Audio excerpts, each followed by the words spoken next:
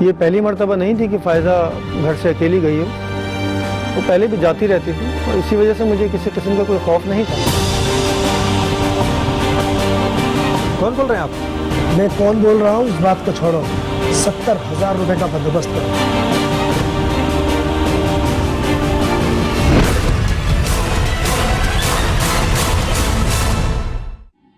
मेरा नाम शकील है। मैं एक प्राइवेट फर्म में जॉब करता हूँ। शादीशुदा हूँ। मेरे 2 बच्चे हैं। बड़ी मेरी बेटी है, उसका नाम फ़ायज़ा है और उम्र उसकी तकरीबन 13 साल है। और एक बेटा जो है वो मेरा उससे छोटा है। माशाल्लाह हम एक अच्छी फैमिली से ताल्लुक़ रखते हैं और हमें किसी चीज़ की कोई कमी नहीं है और पूरी फैमिली ही मेरी जन्नत है और मेरी दुनिया है।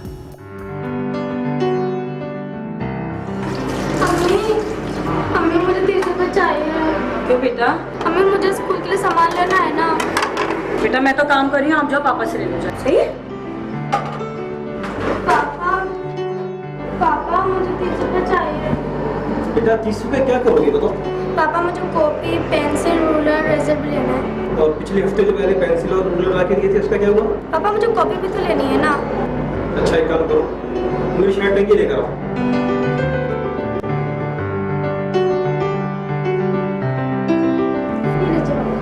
शाबाश।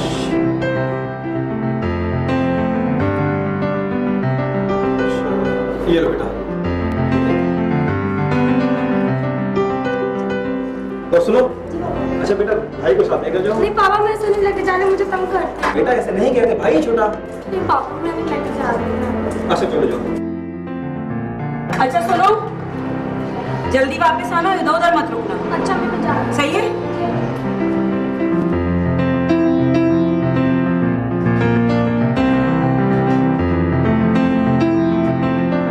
अच्छा बात सुने, आपने बिल जमा करा दिया था? अरे यार तभी तो मुझे आराम से टीवी देखने दिया करो। आज आखिरी तारीख है बिल की, जल्दी जाएं। अच्छा भाई।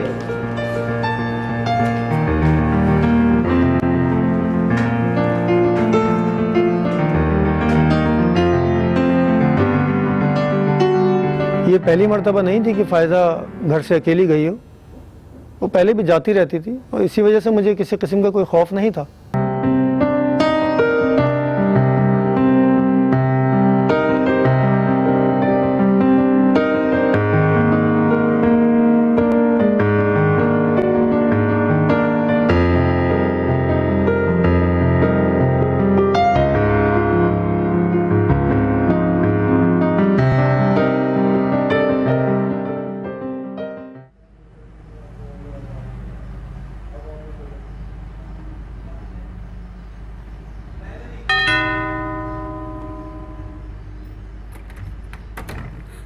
कहाँ रह गए थे शकील? अरे यार क्या खैरियत? इतनी देर हो गई, फ़ायज़ा अभी तक घर नहीं आई। फैज़ा नहीं घर पर? नहीं। तो तुम मुझे फोन कर दी थी ना। आपका मोबाइल आप लेके जाएं तो मैं आपको बोलूँ ना। तुमने किसी से पूछा मोहल्ले? मैं कहाँ मालूम करती शकील, मैं उसको सिर्फ खिड़की से देख रही हूँ इतनी देर। ये सुन के मैं बहुत परेशान हो गया। मेरी समझ में नहीं आ रहा था मैं क्या करूं। फिर मैंने उसको ढूंढने के लिए मैं घर से निकला।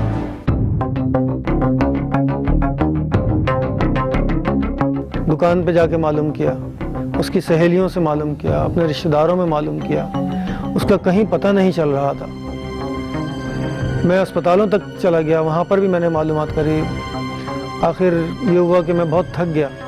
फिर मेरी हिम्मत जवाब देती जा रही थी। तो फिर मैं घर की तरफ वापस लौटा। मैं जब घर पहुंचा तो वहाँ पर मेरा साला भी मौजूद था, क्योंकि मेरी वाइफ ने अपने भाइयों को और रिश्तेदारों को भी बता दिया था। तो वो फ़ायज़ा के मुताल्लिक़ डिस्कस कर रहे थे। हाँ जी, हौसला करें, दुआ करें, भी भाईजान भी आते होंगे, कुछ पता चल जाएगा। शकील भाईजान कुछ पता चला? सब जगह पता करी, कुछ पता नहीं चला बच्ची का। मैं आपसे पहले ही कह रही थी कि उसको अकेला ना जाने दें आप। जो होना था हो गया है, तुम हौसला करो, दुआ करो बच्ची हमारी वापस आ जाए। हॉस्पिटल वगैरह में पता किया आपने? यार वहाँ भी गया, समझ नहीं आ रहा है कहाँ है मेरी बच्ची। सुबह से वो निकली हुई है, पता नहीं उसने कुछ खाया भी होगा या नहीं, पता नहीं कहाँ होगी मेरी बच्ची। बेगम अल्लाह से दुआ करो हमारी बच्ची हमें मिल जाए। बेगम फिर मेरे साले साहब ने, वाइफ ने फैसला किया कि हम दोनों चलते हैं थाने और वहाँ जाके इसकी गुमशुदगी की इत्तला करते हैं। जी फरमाइए। ये मेरा नाम शकील है और मैं एक प्राइवेट फर्म में जॉब कर रहा हूँ। मेरी बच्ची सुबह स्कूल का सामान लेने के लिए निकली थी, लेकिन शाम होने को आई है, अभी तक मेरी बच्ची घर नहीं पहुँची है। तो मैंने सोचा आपको कंप्लेन करा दूँगा। अच्छा, ये साहब कौन है? ये मेरे साला अमीन है। अच्छा जी, बच्ची का नाम? जी बच्ची का नाम फ़ायज़ा है और उम्र कितनी होगी? उम्र तकरीबन 13 साल है। 13 साल। कोई तस्वीर लाएं आप? जी हमें लाएँ।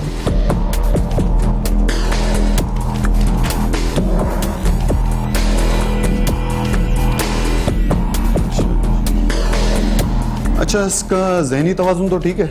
ये बिल्कुल माशाल्लाह ठीक है, स्कूल पढ़ने जाती है मेरी बच्ची। अच्छा, कोई किसी से दुश्मनी वगैरह? नहीं, मेरी किसी से क्या दुश्मनी हो सकती है सर? आस पड़ोस में रिश्तेदारों में कहीं देखा आपने, मालूम किया? सुबह से मैं तमाम रिश्तेदारों में, बच्ची के तमाम स्कूल के दोस्तों, सब जगह मैंने मालूम कर लिया, कहीं मेरी बच्ची का पता नहीं चल रहा है। किसी पे कोई शक आपको? नहीं जी, मुझे किसी पे शक नहीं है। लेकिन मुझे ऐसा लगता है शकील साहब कि आपकी बच्ची को किसी ने अगवा कर लिया है। मेरा भी दिल कह रहा है कि खुदा ना करे मेरी बच्ची को किसी ने अगवा ना कर लिया हो। अच्छा, आपके आस पड़ोस में सब लोग सही हैं? हाँ, सब अल्लाह के कर में। मैं कई सालों से उस जगह पे रह रहा हूँ और बड़े अच्छे ताल्लुकात हैं हमारे एक दूसरे से, ऐसी कोई बात नहीं। चलें शकील साहब, हमने रिपोर्ट तो दर्ज कर ली है, फिर जैसे ही कोई कुछ होता है तो हम आपको बताते हैं। अगर आपके पास भी कुछ ऐसा कोई कांटेक्ट करने की कोशिश करे कोई, तो आप प्लीज़ हमें बताइएगा, ठीक है? बहुत बहुत शुक्रिया।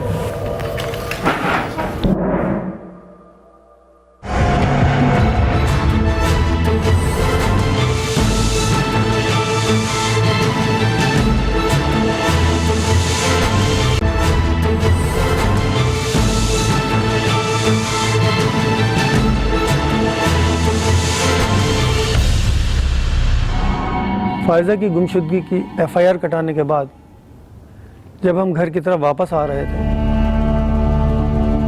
तो मेरे दिमाग में अजीब अजीब किस्म के ख्यालात आ रहे थे। मैं बहुत डरा हुआ था कि कहीं मेरी बेटी को पैसों के सिलसिले में तो अगवा नहीं कर लिया गया। बस इसी सोच विचार में मैं घर पे वापस आ गया। फ़ायज़ा को गुम हुए 3 दिन हो गए थे। घर में सब लोग बहुत परेशान हो गए थे। मैं जब भी बाहर से घर वापस आता तो मेरी बीवी आस में बैठी होती कि शायद फ़ायज़ा मेरे साथ होगी। क्या हुआ शकील? कुछ पता चला? पता चला फ़ायज़ा का कुछ? मेरी बच्ची कहाँ है शकील? कहाँ ढूंढे उसे? कहाँ ढूंढे?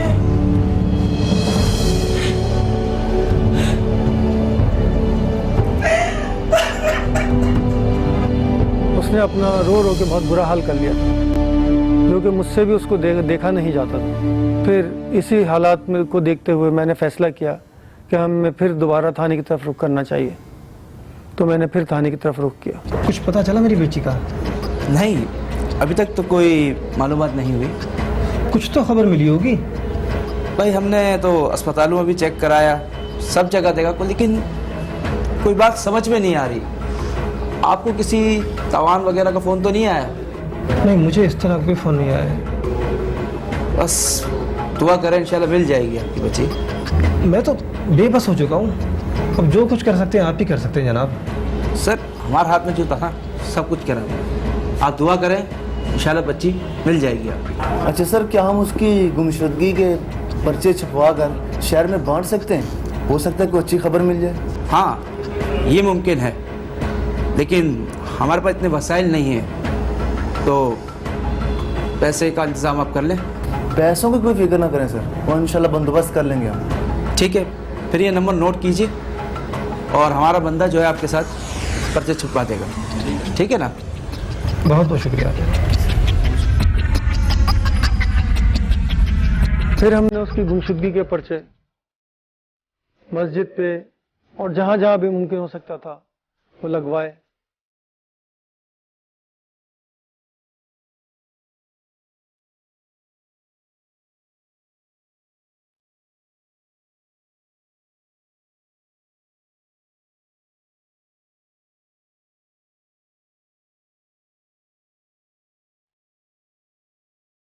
लेकिन उसके बावजूद मेरी बच्ची का कुछ भी नहीं पता चल सका। तकरीबन 2 हफ्ते के बाद रात में एक नामालूम कॉल मुझे मौसूल हुई। मेरा अंदाज़ा बिल्कुल सही निकला, वो अगवाकारों का ही फ़ोन था और उसने कहा, तेरी बेटी मेरे कब्जे में है। जी, कौन बोल रहे हैं आप? मैं कौन बोल रहा हूँ इस बात को छोड़ो, 70,000 रुपए का बंदोबस्त करो। 70,000? देखें, बहुत बड़ी रकम भाई। तुझे अपनी बेटी से प्यार नहीं है क्या? नहीं नहीं, मैं पैसे देने के लिए तैयार हूँ, बस खुदा के वास्ते एक बार मेरी बेटी से मेरी बात करा दें। पहले पैसों का बंदोबस्त कर ले, फिर बात करा दूंगा बेटी से भी। और बात सुन, अगर पुलिस को बताया तो लाश मिलेगी तेरी बेटी की। ठीक है, किसी को नहीं बताऊंगा, लेकिन खुदा के वास्ते मेरी बच्ची को कुछ ना कीजिएगा। तो फिर क्या इरादा है? हाँ हाँ, मैं पहुंच जाऊंगा, मुझे बताएं आप। कब और कहाँ आने का चक्कर नहीं है। मेरा अकाउंट कि पुलिस वालों को इन्वॉल्व कर लेना चाहिए ताकि वो इनसे अपने तरीके से निमट सकें। लेकिन फिर मैंने सोचा कि पुलिस वालों को इन्वॉल्व नहीं करना चाहिए था। मैं पैसे देने के लिए तैयार था, मुझे सिर्फ अपनी बेटी चाहिए थी और कुछ नहीं। अगले दिन सुबह ही सुबह मैं अपने बैंक गया और मैंने अकाउंट से पैसे निकलवाए और उसके बाद फिर उसके बताए हुए बैंक पर गया और उसके अकाउंट में मैंने पैसे जमा करा दिए। पैसे जमा कराने के बाद फिर मैंने उसको कॉल करी तो उसका नंबर बंद जा रहा था। मैं बड़ा परेशान हुआ, मैं अपनी बेटी की आवाज़ सुनने के लिए बेताब था। मेरी कुछ समझ में नहीं आ रहा था कि मैं क्या करूं। फिर मेरे जहन में एकदम ख्याल आया कि हो सकता है कि वो मुझे फिर खुद फ़ोन करे। फिर मैं घर चला गया। 2 दिन गुजरने के बावजूद जब किडनैपर्स की मेरे पास कॉल नहीं आई तो मैं बहुत परेशान हो गया और फिर इस परेशानी के साथ मैं थाने चला गया और फिर वहाँ जाके मैंने सब कुछ बताया। मैंने आपसे कहा था ना कि छोटी से छोटी बात हो तो मुझे ज़रूर बताना। बस मुझसे गलती हो गई जनाब। गलती? इतनी बड़ी गलती हो गई? अल्लाह ना करे अगर वो पैसे लेने के बाद भी बच्ची को कोई नुकसान पहुंचा दे तो फिर? ये अल्लाह ना करे, मुझे अपने परवरदिगार पे पूरा भरोसा है। अच्छा, आप उसका बैंक अकाउंट नंबर दें। हाँ मैं देता हूँ, ये लीजिए।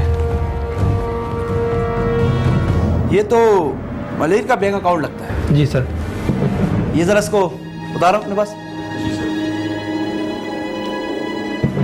ये बैंक अकाउंट वाला मामला जो है समझ नहीं आ रहा। क्यों जनाब? ये बैंक अकाउंट वाला मामला जो है ना कुछ अजीब है। ये हमारे साथ आमतौर पे कभी भी नहीं हुआ।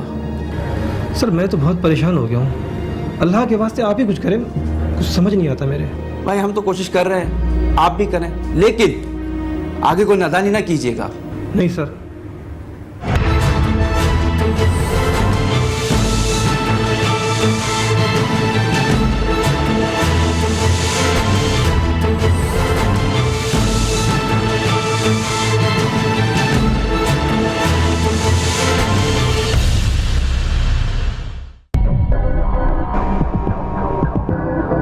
अबे कुछ पता चला? जी सर, ये अकाउंट किसी मलिक नामी बंदे का है। और रिहाइश का कुछ पता चला आपको? सर इसके 2 पते हैं, एक कराची का और एक पिंडी का। अच्छा, मतलब ये सूबाई लेवल का गिरोह है। यहाँ से बच्चे अगवा करके वहाँ भेजते होंगे। हो सकता है सर। और कुछ पता चला? सर बदकिस्मती से कुछ भी पता नहीं चला। और कराची वाली जगह पर छापा मारा तुम लोगों ने? जी मैं वहाँ गया था सर, लेकिन वो पता भी गलत था। इसका मतलब अब एक ही काम बनता है। वो क्या सर? जाके बैंक का रिकॉर्ड निकलवाओ, अगर मिल जाए तो ज़बरदस्त, और चेहरे देखो, बैंक पे जाके पहरा दो। पैसे निकलवाने तो आएगा ना, कच्चा खिलाड़ी लगता है, पक्का नहीं है। ठीक है सर, मैं भी जाता हूँ। ठीक है।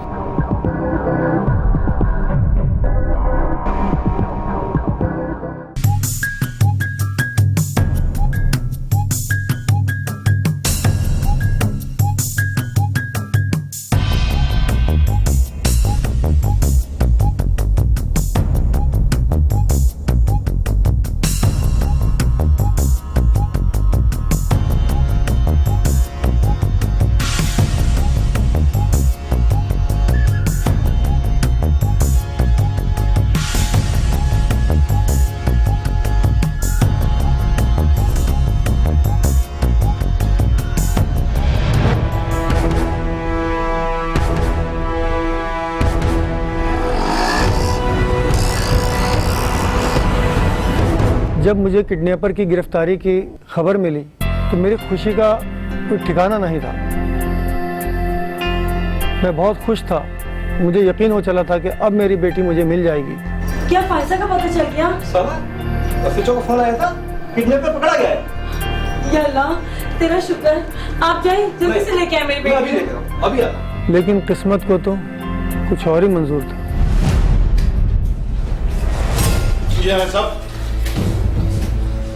सीधा खड़ा हो, सीधा। पता किधर है बच्ची? कौन सी बच्ची साहब? साहब मेरे पास कोई बच्चे नहीं है साहब। तो बच्ची तेरे बाप ने उठाई थी? नहीं साहब, साहब मेरे पास कोई बच्चे नहीं है साहब। सच बता, सच बता साहब। साहब आप मेरा यकीन करें साहब। पता किधर छुपा के रखा है? पता है इसे? साहब मैं झूठ नहीं बोल रहा साहब। लगा इसे तो नहीं साहब, साहब साहब और कितना सच बोलूं साहब? इस बात पे यकीन करूं? बता रहा शीशरा से नहीं। साहब मैं सच कह रहा हूँ साहब। साहब दीवार पे बच्चे की गुमशुदगी का साहब पर्चा देखा ना मैंने साहब, उससे नंबर उतार लिया था साहब।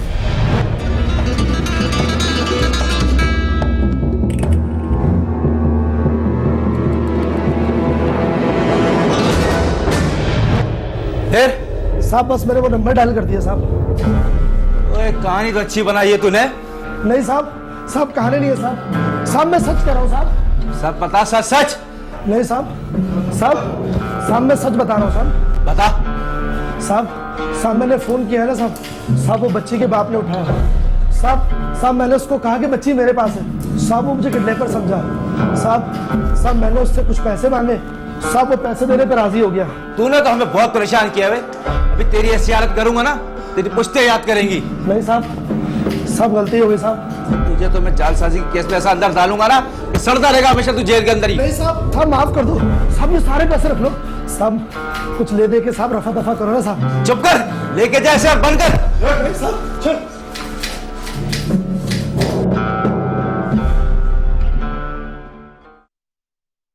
मेरा नाम इकबाल है और मेरा ताल्लुक जुर्म की दुनिया से है। मेरे घरों में मेरी घरवाली और मेरा एक दोस्त शामिल है। हमारा काम छोटे बच्चे को अगवा करना था और आगे उन्हें बेच देना। हम अगवा तावान के लिए नहीं करते थे क्योंकि वो बड़ा ही ख़तरनाक काम है। इसी वजह से हम लोग बड़ी होशियारी से काम करते रहे और आज तक नहीं पकड़े गए। एक दिन मैं काम पर गया, मेरा मतलब है बच्चे अगवा करना। मैं काम पर निकला, मेरे पास एक गाड़ी थी और वो गाड़ी लेके मैं पूरे इलाके में इधर उधर ढूंढता रहा। CSD के इलाके जब मैं पहुंचा तो वहाँ थोड़ा मुझे सन्नाटा नज़र आया और उधर मैंने अपनी गाड़ी को साइड में लगा दिया और शिकार की तलाश करने लगा। काफ़ी देर मैंने वेट किया और फिर देखा कि एक बच्ची मुझे नज़र आई। बस फिर मैंने सोच लिया भाई हमारे आज का शिकार यही है। मैंने वो बच्ची देखी और उसके पीछे हो लिया और जब मैंने मौका देखा उसका हाथ पकड़ के गाड़ी के अंदर खींचा और फिर मैं लेके वहाँ से फरार हो गया।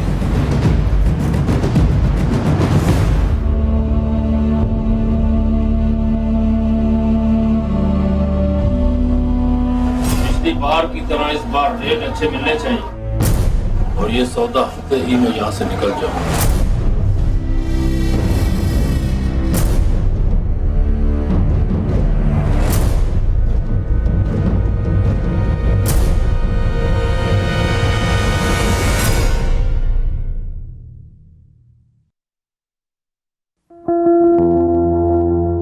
क्या हुआ, तबीयत ठीक नहीं है? नहीं ठीक हूँ। तो फिर खाना सही से क्यों नहीं खा रही हो? और कमजोरी हो जाएगी तुम्हारे जिस्म में। 20 दिन से अपनी बेटी की शक्ल तक नहीं देखी है मैंने। खाना तो क्या, पानी भी अलग से उतरना मुश्किल है मेरा। अल्लाह पे भरोसा रखो, हम जो कर सकते से किया। क्या कसर उठा रखी है बताओ। अगर फैजा अगवा हुई होती तो मैं खुद को बेचकर अपनी बच्ची को ले आता, लेकिन क्या पता किस्मत हमारे साथ क्या खेल खेल रही है।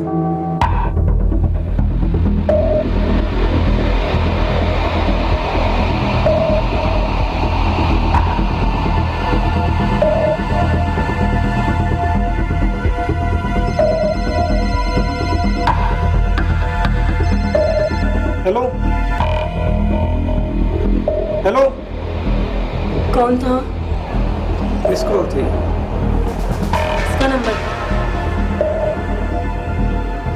नंबर तो अननोन है, शायद गलती से लग गया हो। हाय मेरी बेटी,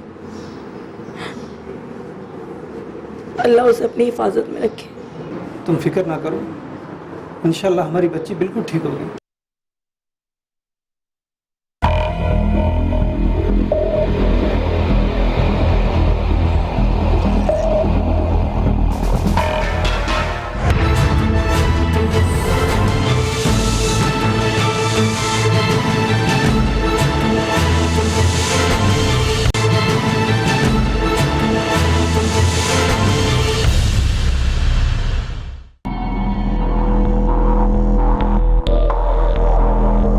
अस्सलाम वालेकुम।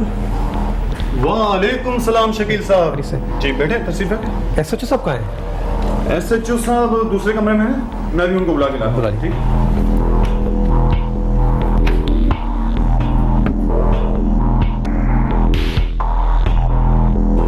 जी कैसे आना हो? कुछ खास तो नहीं, कुछ पता चला मेरी बच्ची का? अभी तो कुछ पता नहीं चला। ऐसे केस बहुत कम होते हैं जिनका सुराग ना मिले। अच्छा, वो कल एक मिस कॉल आई थी मेरे फ़ोन पर, तो मैंने सोचा आपको बता दूं मैं। Miss call? Interesting, very interesting. आपने दोबारा कॉल की थी इस नंबर पर? नहीं, मैंने सोचा शायद बच्चे से रॉन्ग नंबर मिल गया और आपको खास तवज्जो नहीं दी, लेकिन ये बेहतर समझा मैंने कि आपको बता दूं मैं। ठीक है, आप इस नंबर पर कॉल कीजिए और अपना स्पीकर ऑन कीजिए। हाँ मैं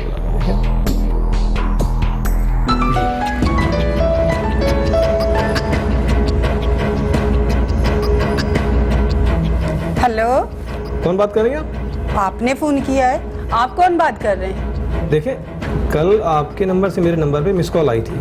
है मेरे नंबर से कल रात को मिस कॉल? नहीं, देखिए, आप अपना नंबर ज़रा फ़ोन चेक करें, आप ही के नंबर से मेरे नंबर पे कॉल आई है।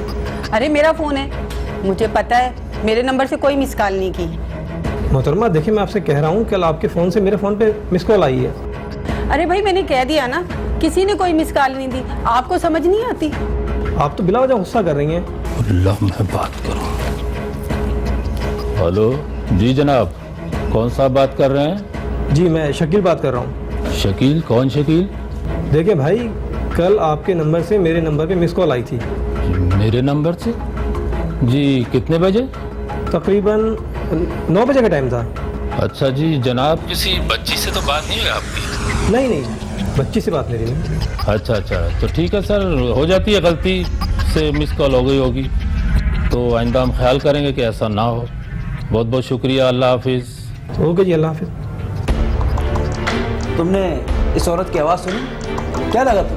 कुछ खास नहीं सर। मुझे इसकी आवाज़ में कुछ डर सा लगा है, पता लगाओ, शायद काम बन जाए, पता लगाओ, ठीक है ना? शकील साहब आप परेशान ना हो, इंशाल्लाह मसला हल होता हुआ नज़र आ रहा है।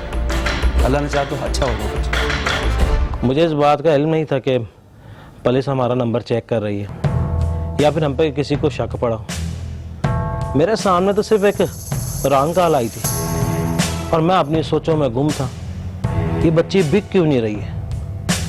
और फिर ऐसे में काशिफ मेरे पास आया और मैंने उससे कहा, ओ भाई क्या हुआ, कुछ तो बता, क्या रिपोर्ट लेकर आए हो? बात नहीं बन रही है यार इस बच्ची की, जगह जगह तस्वीरें लगी, मैं भी बाहर देख कर आ रहा हूँ मैं। यार बात नहीं बन रही है, काम नहीं तुझसे हुआ अब तक। कोशिश तो कर रहा हूँ ना यार, मैं अब क्या करूँ? खाक कोशिश कर रहा है यार। इस साली रेहाना से फोन नहीं संभलता और तुझसे काम नहीं हो रहा, एक सौदा नहीं हो रहा, 30 दिन हो गए। आसरा तो है एक जुम्मन शाह की तरफ से। अच्छा क्या बात हुई जुम्मन शाह से? वो शायद खरीद ले इस बच्ची को, जाता हूँ अभी उसकी तरफ तो देखता हूँ। यार जल्द से जल्द इस बच्ची का कुछ कर, पैसा कम भी हो तो इस वबाले जान को निकाल यहाँ से। चल मैं जाकर बात करता हूँ, उससे आसरा बनाता हूँ कोई, बताता हूँ तेरे को। हाँ चल जल्दी जा और मुझे जल्द से जल्द बता। हमारा काम वैसे खतरे वाला तो था ही, लेकिन पैसों के लिए सब कुछ करना पड़ता है आदमी को। फायजा का तकरीबन सौदा हो चुका था, उसको लेके निकलना हमारे लिए इसलिए मुश्किल हो गई थी कि जगह जगह पे उसके फोटो लगा दिए गए थे। छोटी बच्ची होती तो कोई मसला नहीं होता, लेकिन 13 साल की बच्ची और वो भी बड़ी चालाक, इसमें बड़ा मसला हो गया। आए दिन हमारा खतरा बढ़ता ही बढ़ता जा रहा था और तकरीबन 30 दिन से ऊपर हो गए थे। रिकॉर्ड निकलवाया तुमने?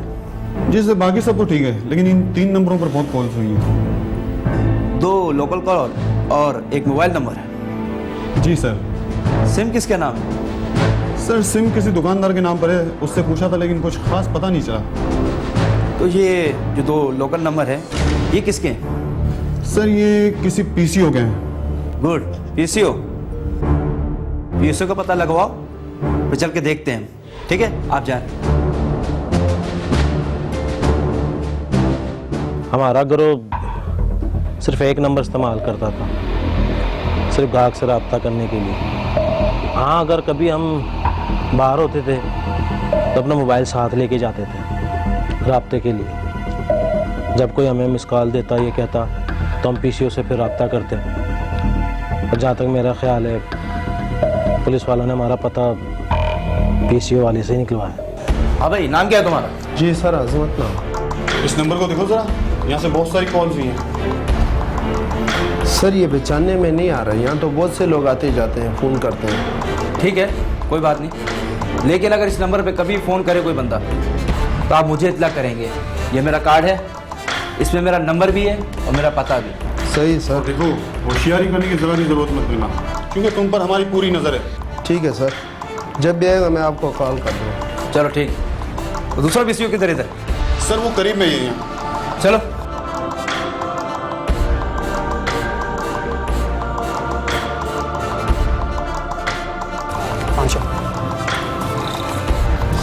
हाँ भाई, नाम क्या तुम्हारा? मोहम्मद शाहिद। ये नंबर देखो सर। खैरियत तो है? देखो ज़रा, देखो। शायद इस नंबर को तो मैंने कभी जाना नहीं। थोड़ा दिमाग पे जोर डालो, देखो क्या लिखा होगा। चलो 1 मिनट में रजिस्टर में चेक कर लेता हूँ। हाँ, ये एक है बंदा, इकबाल नाम का बंदा है, वो आता है कभी कभार कॉल करने के लिए आता है। दिखने में कैसा लगता है? दिखने में सादा सा है, मतलब सादी सी ड्रेसिंग करके आता है वो। कहाँ रहता है, कुछ पता मालूम है आपको उसका? पता इतना तो नहीं पता, वो सिर्फ वीक में 3-4 बार आता है बस। मगर मेरा ख्याल है वो यहाँ से पीछे चौथी गली है, प्लॉट के बराबर में। अच्छा। शायद वहाँ पे उनका घर है। अच्छा, अगर वो यहाँ पर आए और कभी आपको नज़र आ जाए, मुझे कांटेक्ट कीजिएगा प्लीज़। ये मेरा कार्ड है, इस नंबर पर आप मुझे फ़ोन कीजिएगा। ठीक है? ज़रूर ज़रूर, थैंक यू। ओके।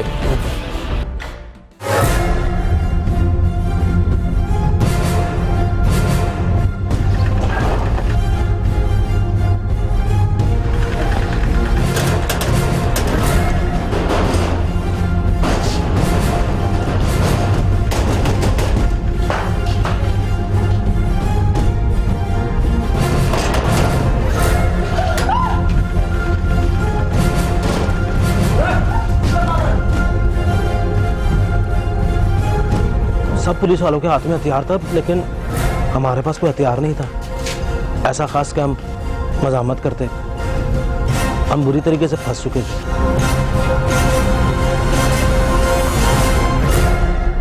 और इस तरह हम लोग की जुर्म की दुनिया का काम तमाम हुआ और हम गिरफ्तार हो गए। पुलिस ने मुझे, काशिफ को और मेरी घरवाली को गिरफ्तार कर लिया और फायजा को बाजियाब करा लिया।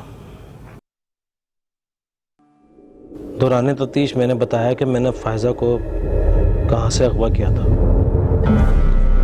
और उसके बाद 5 सालों में अब तक कितने बच्चे अगवा किए, मैंने सब कुछ बताया। मैंने कितने लड़कियों की जिंदगी तबाह कर दी, इसका अगर एहसास मुझे अब होता है तो क्या फायदा। कितने लोगों के घर उजाड़ दिए मैंने, बच्चे अगवा करके बेच दिए। और दुनिया में तो ये सजा मेरे लिए बहुत छोटी है। ये मुझे जान से भी मार दे तो मुझे कोई दुख नहीं। रब के घर देर है, अंधेर नहीं। अंधेर नहीं